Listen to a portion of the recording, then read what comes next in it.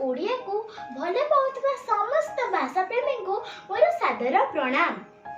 मु समीरन मिश्र आज कवि श्री सौभाग्य कुमार मल्लिकर गोटे शिशु कविता आवृत्ति करिया पई जाउची, जार शीर्षक हेउची स्नेहरे पारिबा सभिंकु जिणी। जदि भल लागे लाइक शेयर सब्सक्राइब और कमेंट निश्चय करिवे।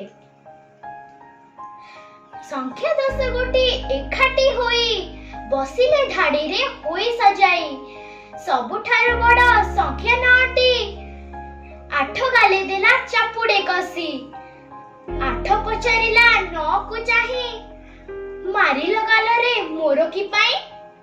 9 कहे बड़ अटे तुठारू मारे रे बोले तू किया पचारू। एहा सुने 8 7 गाल रे मारिला चापुड़ा बड़ पणरे। सेमिति मारिला 7 6 को 6 पुणी मारी देला 5 को। आसी गला जेबे पाली एकर सुन को करिला स्नेह आदर। डाहाण पाखरे बसाई देला 10 गुणा शक्ति तार होइला। स्नेह बड़े एक होइला 10 कहिला खुशी रे होई उल्लास।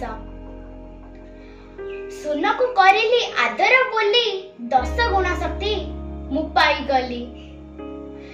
साना बड़ा जदि मने भाबिबा क्षमतारे आमे अंध होइबा।